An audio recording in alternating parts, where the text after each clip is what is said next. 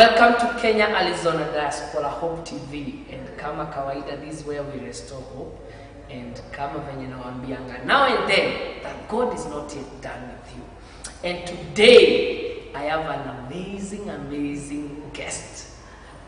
So without much ado, nataka introduce mumjue ni nani, what he does, and I'm sure you will love this. So karibu sana, thank you for coming.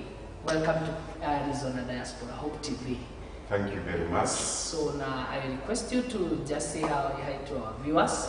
Waambie when ni nani, your names, where you come from, then we shall continue. Thank you very much. You're most welcome. My name is Pastor Edward Jeru. I'm a born-again Christian. Amen. And I come from Embu. That is where I was born. Wow.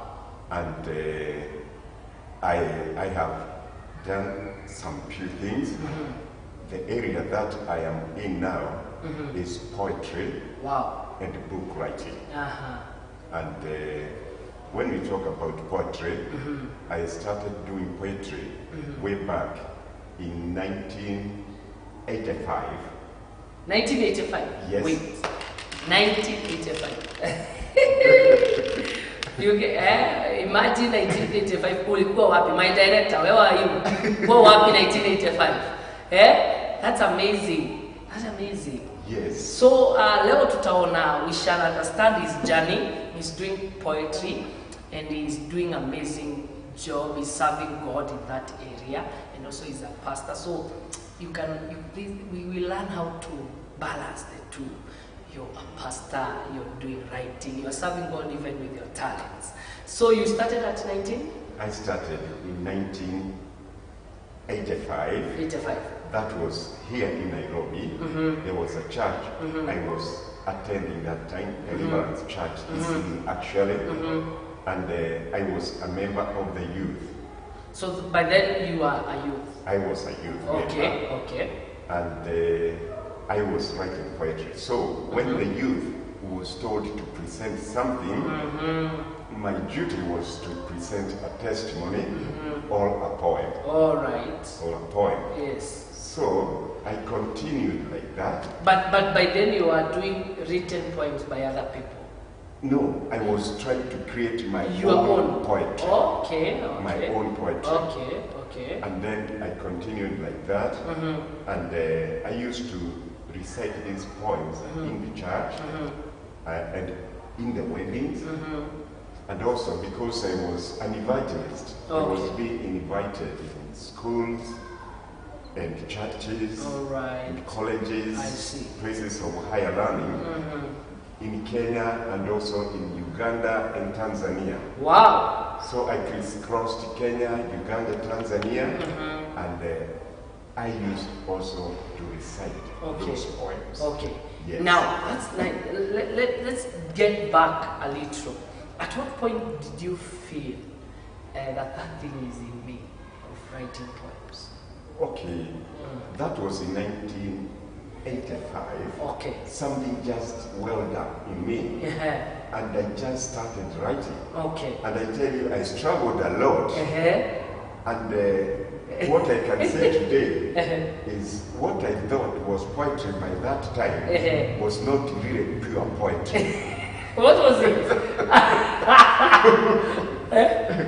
It was not following the rules. The rules, I understand.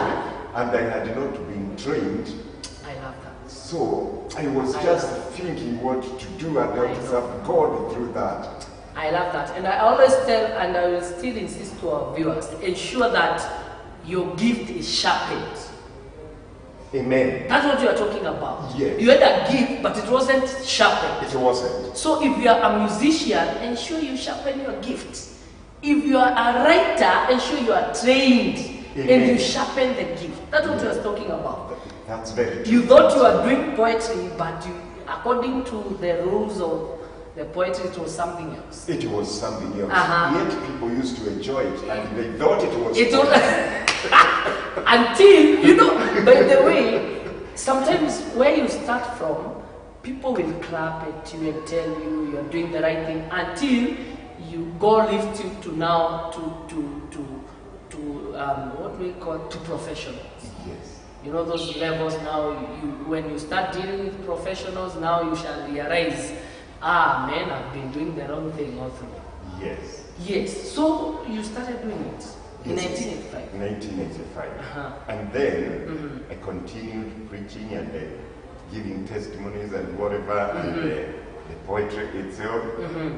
I continued until 1995. The urge to write or recite poetry stopped. It died. It is stopped. Why?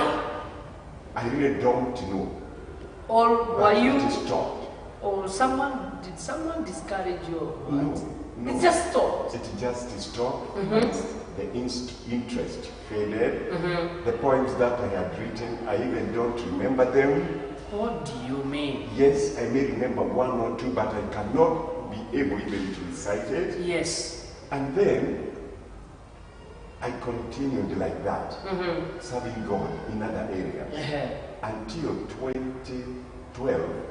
2012. Yes. Almost 20 years. Almost 20 years, yes. When God spoke to me audibly and told me, write poems. I love that. And that voice was so clear to me. He was speaking to my spirit. My senses, my mind was like spectator. So I had conversation between God and my spirit. And God said, write poems. And the spirit asked me, which poems? And God replied, like the ones you are writing when you were in Deliverance Church. What? And my spirit asked, how? And God said, choose some topics, write them down, and start writing poems about them. Wow. That was amazing. It was an amazing experience. Wow. So I said, I'm going to obey. I chose some topics, I wrote them down, I started writing poems about them. That was the hardest thing that God had ever given me. I can imagine. It was hard. But when you start obeying God, Yes. God opens a door. Exactly. So God opened a door, and I attended a college, a training college. Wow. Strictly for poetry and book writing, creative writing, which was very important. So I was trained how to write, what poetry is, how to write poems, and what books are, and how to write a good book. Wow. Because not all the books that are written can captivate your mind. Of course. There is a book you can start reading, and after 2-3 chapters, you lose the interest. Yes. But there is another book, which even when you are eating, you are reading that Of book. course. There is a technique about writing this, and somebody has really to be coached. I love that. But that door opened after you obeyed. Yeah, it opened after I obeyed. But by the time God was speaking, there was no way. You didn't know what to do, how to even start. That's why my spirit was asking, how? How? Yeah. You know, I always tell people, just obey. You just obey the Lord. Like he told Abraham, just move out to the land that I'll show you. And after just obey. So our part is to obey. Then God continued creating a way. Amen. Now, which was the first topic you thought of before going to the college? The poetry that I thought of writing, Yes. it was a poem about, because the poems which I write are poems which are Christian. Yes. And they are called poems with a living message. Wow. So I thought, it's like you're preaching through a poem. Exactly. Exactly. So I decided to write a poem about Paul, the apostle, Really? and how he was converted, Amazing. and how he became a mighty apostle. Yes. But it was very hard. Yes, sir. I couldn't. It was very hard. And then, when God opened the door For the training. I even did not do the Apostle Paul poetry well, but other poems now started coming. I also had some friends who were helping me. Wow. They had some friends who were versed in poetry who were helping me. No. They knew I was doing this college thing. When was that? That was from 2012. Yes. Okay. Yes. Now, after college, what was the name of the college? It is in Brunswick, Maine. Okay. Brunswick, Maine. Oh. Now, after college, now how many poems have you written? I've written over 100 poems. Really? Yes. Over 100 poems. That's amazing. And they are well written. I only say they are well written by the ones who will listen to them or read them. Yes. They can also, deliver the verdict. Of course. But there are poems which have been worked on a lot. And one thing which I came to realize while I was writing, when you write a poem, you may think it's a great poem, but just put it aside for some time. Come and look at it again. You see, I missed here. I could have done this and that. I could have done this and that. And even the longer it stays, when you work on it, the better it will becomes. Yes. And then number two, you have to read it loud to yourself and you hear how it is moving, okay? Or read it to a friend and let him tell you how it's going and where you can rain on it. Yes. I love that. And now talking about another area, I mean the music, I'm an artist. So somebody one time actually taught us that and I embraced that. Before you even write a song, ensure someone else listens. Amen. Otherwise, you just do a song and people are like, no, you missed a very nice point here. Yeah, so it's also very important to ensure someone else listens. But ensure it's a transparent person, someone you can trust. Because not everyone you tell about your vision, some can just discourage you, and others will run away with it. Yes, others will run away with it. If it's a poem, the next time you are singing it, it's written. You're like, no, this is my poem. This is my poem. So I love that. And now, how have you been? Now you've written over 100 poems. Yes. Now, how have you been doing them? Have you been giving people to recite, or have you been reciting them yourselves, or are you even thinking of publishing them, or how have you been? Okay, before we come to that, yes, sir. Poetry is quite hard. Okay. And sometimes poetry is quite hard. Yes. And sometimes you try to write it and you find as if you are repeating yourself. But there are so many types of poems. There are more than 20 types of poems. So if you are trained and you know there is a poem of 2 lines only, it has its name. Okay? There is a poem of 3 lines and it has a name. There is a poem of 4 lines which is very popular. A poem of 5 lines. There are some called tacets. They are quatrain, like that one of 4 lines is a quatrain. A poem is supposed to have a certain number of verses. There are others which are not limited. Now you have a wiggle room. All right, I see. So you will not be writing a poem of only 4 lines, which is called you can quatrain. maneuver. Now you can challenge yourself to write of 3 lines, or 5 lines, Sure. or 7 lines. Sure. And then it becomes easy.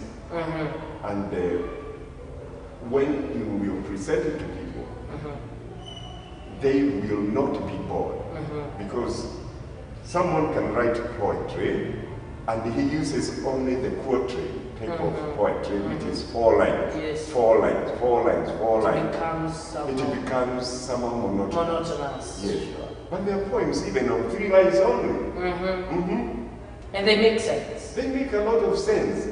Called haiku, the Japanese poem called haiku, is 3 lines, but it has got its rules and regulations. They are one of the hardest anyway to write and make sense. Sure.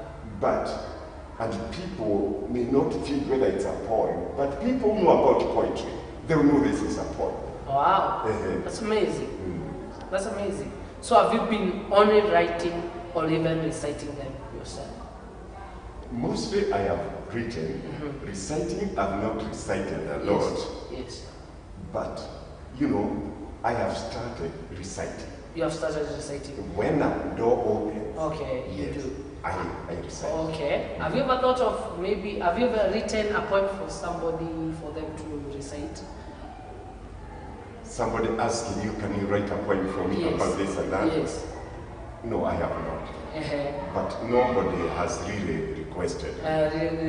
All right. It's not that I won't help somebody like that. Okay. Yeah. Now, because I'm ready even to help. Yeah. Now, other than writing poetry, you know, do you write books or something? Okay. Yes. Thank you very much for asking. I'm into book writing. Okay. That program which I did in college, it is creative writing, creative language. Yes. So, a long time ago, when I was in high school, I tried to write a book. Okay? I love that you're ambitious. I tried to write a book. Yes. And when I left high school, I was employed. I continued writing this book. Okay. I thought I was writing a very good book. I was very courageous. I went even to the Heinemann Educational Board to present that book so that we can publish it. Yes. Here in Nairobi, they were in International Lighthouse. We are talking of about almost 50 years. That's how challenging I was. And actually they received the book and they read it, and when they read it, they actually wrote back to me to go back and collect the book. They posted it back to me and they told me, sorry, it's not the type of books they publish. So I was discouraged. And I read them for so long time until God also talked to me about writing a book. When you ask about writing a book, it is also something which God talked to me. During that time when he was talking to me about writing poetry. All right. After about 1 year, he told me, write a book about healing. Wow. The same way he talked to my spirit. Write a book about healing. And my spirit asked him, what do I know about healing? Then God said, you remember the cases which you used to pray for? The cases which you used to go and pray for? The Spirit kept quiet. And then in my mind, all the cases that I had prayed for people and people had been healed, they were played like in a movie. Wow. Instantaneously. Yes. And remembrance came in my head. Because some of them were 20 years ago, 30 years ago. And everything was very vivid in my mind. That time, the Spirit has kept quiet. Then God continued and said, write a book about them. Wow. You have enough material. Wow. Period. Wow. Wow. That was moving. God has never talked to me like that. Wow. And it was very challenging. And at the same time, I didn't know how to write good book. I can imagine. I did it. Remember the one I had written had been turned down about 40 years ago now? Of course. And what did you do? Did you write? What I did, when I joined the college, yes, I told God, yes, I will. And I wrote down the cases that I had prayed for, and people had been healed. You listed them down. I listed them. I don't want to forget. Okay? Yeah. And he has said a book about healing. So when I was being trained, when I was in the college, learning about poetry writing and book writing, Sure. now I realized how a book needs to be written through this training. So I embarked also on a book concerning healing. Wow. Yeah, because those early days, God used to speak to me and tell me, go and pray for so and so. You see? A very challenging situation. Wow. But I don't want to preempt the book. I know. And also sometimes we could go to high school or college during riot time or challenge weekend, and people could come being sick students. We could pray for them together with the team that we are facilitating the meeting, and people could get healed. Wow. So I had a track record. Yes. And it's like, God has also given me the gifts of healing. Wow. So I operate on the gifts of healing. Sure.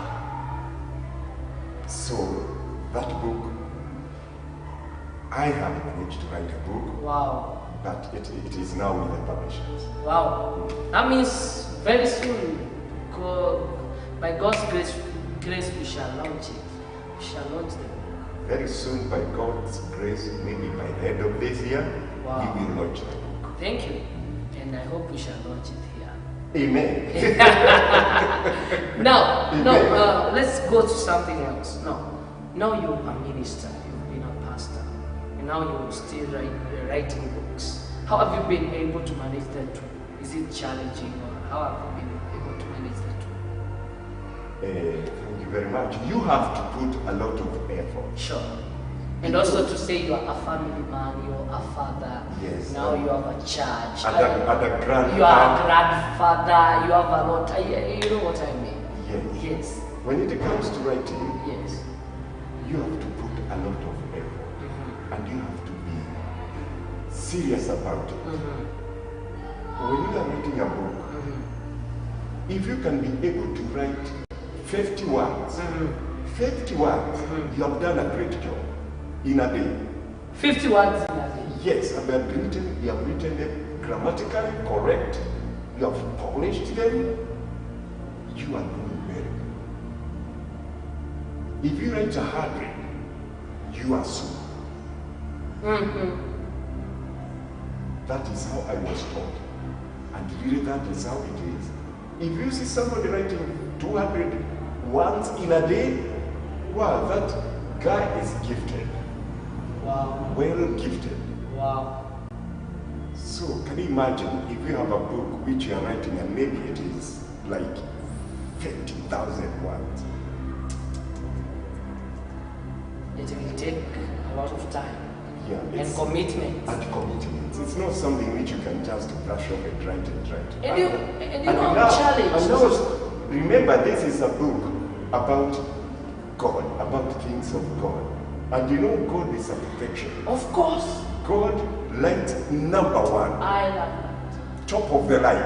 Yes. That's what He wants. Yes. And He has got capability to bless you to achieve that. Wow. And even when you finish the 50 words, if you have got a friend of yourself, give him, let him read, let him challenge the grammar, okay? Let him challenge all those things. Yes. Let him see the word play and word. It all has a lot of things to do. Wow. And you know, I'm challenged at your age. You're writing books, and we have a lot of youths, including myself. I've not written even a poem. Is it that we are not gifted? Is it that we are lazy or what? No, you are not lazy. And you are gifted. Yeah. But you see my gifting coming up when I'm very old, when I'm when I'm mellow. Sure. You see? Yes. And number two, for you to write a book, you must read books.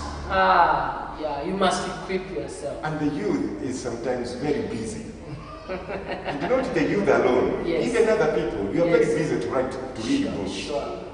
But I would advise somebody who wants to write a book, Yes. first of all, read at least 20 or 30 books.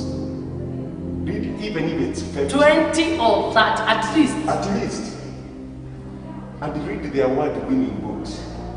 I love that. Okay, like if you are if you are a Christian and you are writing a book, read the books written by Christians. Okay. I love that. And so that means, and I will take it broader. If you are a public speaker, want to do public speaking, watch people who have done public speaking in your area and they have succeeded. And they have So succeeded. if I'm a musician, I should look for people, listen to music, try to of the people who have done the same and they are successful. Yes, and even if it is possible, if you can talk to them, Wow. meet them, talk to them, have lunch with them, ask them, how did you come to the limelight? Wow. How did you start it? Yes. How do you do it? I love that. But this thing of thinking about it and Na doing it, kujitokeza yani. And I think that's why most people mess up Yeah. and they miss it. Wow. My viewers, that is wisdom. That is what we call wisdom. And now, can you tell us, I know, some of the challenges you are faced in writing, specifically poetry, writing, challenges? some of the challenges Yes. is to write a good poem. A poem that people can read or you can recite to them and they say, wow, that is a good poem. That poem has ministered to me. So, how do I overcome that challenge? I take it very seriously because it is the king's business. Remember, he is the one who said write poems. So I pray to him. I pray to God to guide me. Yes, I have come across challenges like, how to tweak this poem so that it can bring up the message of God in the best way possible. It's a challenge. It's a challenge. Even if you have gone to college and taught all these things, it's still a challenge to get the right word. Okay, they say poetry is getting the right word at the right time, saying what you want to say with the fewest words. Saying what you want to say With the fewest words. possible. If you cannot add anything to that poem, any word to that poem, to that verse, then you have written something good. Wow. So no unnecessary words. The right word and at the right time. I see. Now, It's challenging. for all this now, or for all these poems that you have written, have you published them or not? I've not published. Okay. Remember, there is a book with the publisher. Oh, yeah, I see. Okay. I get So I will wait for that book and launch it. Then Then I can embark on the poems, the poem. publishing them now. Yes. That's nice. Now, I want you to speak to somebody there, maybe somebody who feels they can write or they are talented and they are afraid. How do I start? How do I go about it? Encourage that one person. Thank you very much.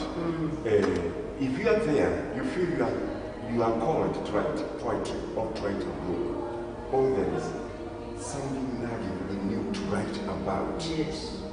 Number one, please go ahead and try to do it. But one of the most important things, try and talk to people who have written poetry and ask them how they do it. Try and talk to people who have written a book or books and tell them, get something from them, how they do it, how you can do yours best. And this is also challenging. So, one thing I have come up with when it comes to poetry, I have developed something called poetry Christian poetry workshop. It is needed because, first of all, God is a poet. Yes. God has communicated to us through poetry. The oldest book in the Bible is John. Chapter 1 and chapter 2 is written in prose. The remaining 40 chapters is pure poetry. Wow. So the oldest book in the Bible is poetry. Wow. And other books which have been written in poetry in the Bible, of course, you know, it's Psalms, the whole of it is poetry. Sure. Proverbs, Songs of Solomon, Yes. Ecclesiastes, Yes. you know, all those are written in pure poetry. Other books which are written in poetry are like Jeremiah, you know, is poetry. And then there is another one, Amos. Books like Amos or Micah, they have got another type of poetry which is called graduated numbers or numerical parallel, they say. I tell you, sir, there's a lot of poetry Wow. in the Bible. In the Bible. And I came to realize it when I started going to study about poetry. It's very, wow. That's great. A book like Psalms, this chapter 119, it's the longest chapter in the Bible. Sure. It comprises of 177, something like that, or 176 Sure. verses. Isn't it? Yes. That is pure poetry. It's written in the poetry called this poetry of two verses. Yeah. Okay? And then it is separated into verses. Like each verse has got 8 of those poems. And every verse starts with the alphabet of the Jews, Hebrews. So verse number 1 starts with Aleph, which is the first alphabet of Hebrew. Verse number 2, it starts with Beth, until it goes to verse number 22, the last one, which is called Tau. Wow. I may not pronounce them well because I'm not a Jew. Yeah. So when we are reading Psalm 119, if you know how much time was spent to write it, articulate, with that poetry called the couplet, the two verses, you just wonder, you say, God is reading poetry. Wow. That's amazing. So, for people to write engaging poems, Sure. they need to be trained. Wow. You know, Ecclesiastes 10:10, New King James Version, it says, if the axe is done, you have until dawn, and you do not sharpen it, you will use more force. But wisdom brings success. Wow. I love that. So we have to be trained. And yeah, sure. And I agree. And you told me about something about workshop that you have. The Christian poetry workshop. Sure. Now its work is to train those who feel they are called, or they feel they want to write poetry. Sure. So that they can be better poets. Wow. They can learn more. So this one I want to engage with churches.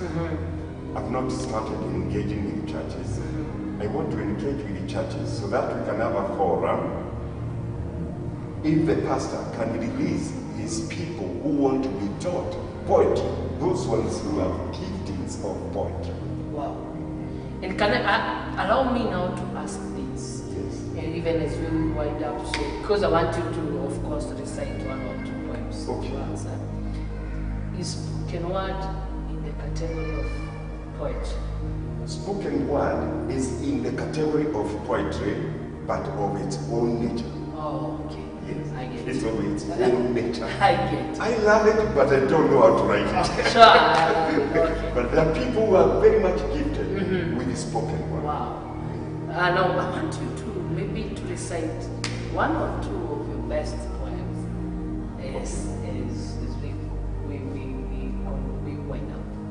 there is one poem called Don't Fight with the Arrows and Bow.